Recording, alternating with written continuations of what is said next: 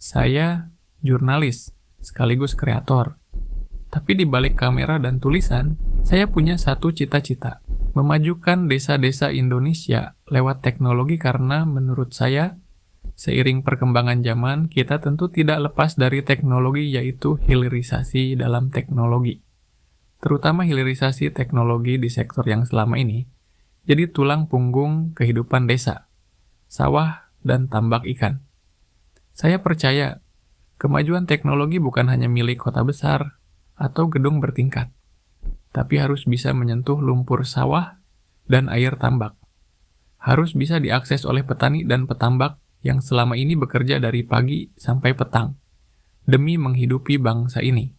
Di bidang pertanian padi, AI hadir bukan untuk menggantikan petani, tapi menjadi alat bantu yang membuat kerja lebih ringan, hasil lebih tinggi, dan biaya lebih rendah.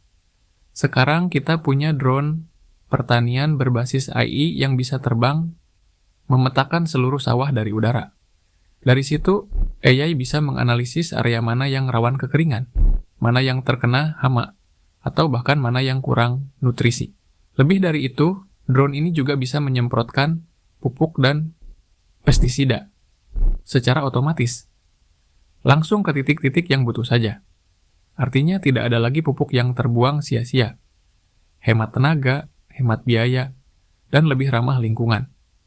Lalu ada sensor tanah dan cuaca berbasis AI. Sensor ini ditanam di sawah dan bisa mendeteksi kelembaban tanah, suhu udara, curah hujan, kadar nitrogen dalam tanah. Semua data ini dikirim ke handphone petani, dan AI akan memberi saran kapan waktu terbaik tanam, kapan pupuk harus diberikan, dan kapan harus panen. Kalau dulu petani harus menebak cuaca berdasarkan langit dan angin, sekarang mereka bisa mengambil keputusan berdasarkan data. Lebih akurat, lebih efisien. AI juga bisa menganalisis pola serangan hama lewat kamera HP. Misalnya, saat daun mulai menunjukkan gejala terserang wering, AI langsung memberikan notifikasi dan rekomendasi pestisida yang sesuai. Hasilnya, produktivitas bisa meningkat hingga 20-30%. Biaya produksi bisa ditekan sampai 40%. Dan yang paling penting, petani jadi punya kendali penuh atas lahannya. Ternak ikan ditambak berbasis teknologi AI. Tidak hanya sawah, tambak ikan pun sekarang bisa dikelola dengan teknologi. Bayangkan seorang petambak kecil di desa.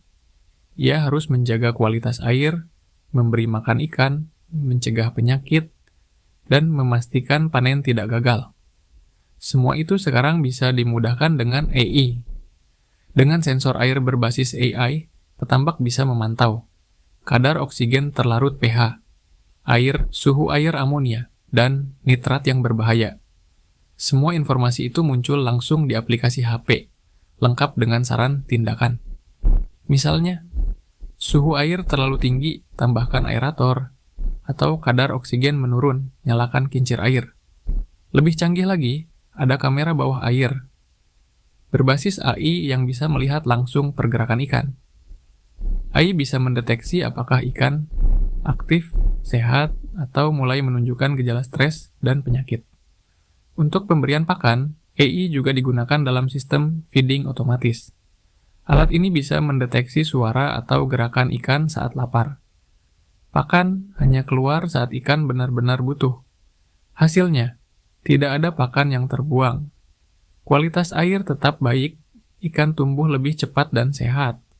AI juga bisa menghitung jumlah ikan secara otomatis dan mendeteksi ikan yang sakit agar bisa segera dipisahkan. Dengan sistem seperti ini, panen lebih pasti, kematian ikan menurun drastis, dan petambak punya waktu lebih untuk mengelola hal lain, tanpa harus 24 jam di pinggir tambak. Teknologi untuk desa yang lebih kuat. Semua teknologi ini bukan lagi mimpi, sudah ada, sudah berjalan, dan tinggal kita bawa ke desa-desa yang membutuhkan. Saya ingin menjadi bagian dari perubahan itu, menyuarakan, mendokumentasikan, mendorong pemanfaatan teknologi di akar rumput. Karena saya yakin, kalau desa melek teknologi, Indonesia akan berdiri lebih kuat dari bawah.